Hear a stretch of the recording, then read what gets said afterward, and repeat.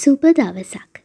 ඔබ එදිනෙදා කරන සමහර පුරුදු නිසා ඔබ නොදැනුවත්වම ඔබේ ශරීරයේ මූලික අවයවයක් වන මොළය ටිකෙන් ටික දුර්වල කරගන්න බව ඔබ දන්නේ නැතුව ඇති.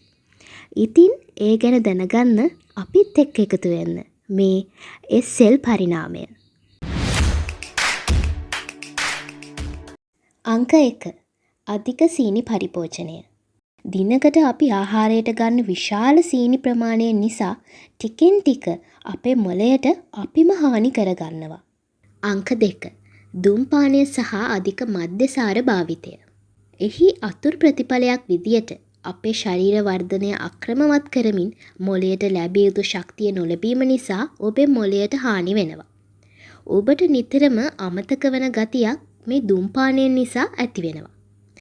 ඔබ පානය කරන මත්පැන් ප්‍රමාණයට සාපේක්ෂව ඔබේ මොළයේ සෛල කෙතරම් විනාශ වෙනවද? මත්පැන් නිසා ඔබේ මොළයේ රසායනික සංයුතිය විශාල ලෙස වෙනස් වෙනවා.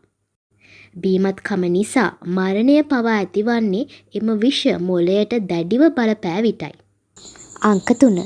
හිස ආවරණය කරගෙන නිදා ගැනීම. නිදාගෙන සිටින විට ඔබේ මොළයට හොඳින් ඔක්සිජන් ලැබිය යුතුයි.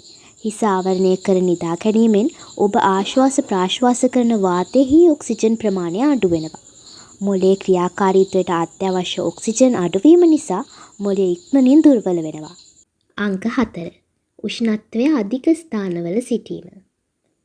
අධික උෂ්ණත්වය හමුවේ ඔබේ මොළයේ දමනි දැඩි වීමට පෙළඹෙනවා. ඉතින් ගොඩක් රස්නේ තියෙන තැන්වල වැඩි වෙලා ඉන්න එක මග අරින්න පුරුදු වෙන්න. අංක 5. උදෑසන ආහාරය නොගැනීම. අධික කාර්යබහුලත්වය නිසාම උදේ ආහාරය මග ඇරෙනවා.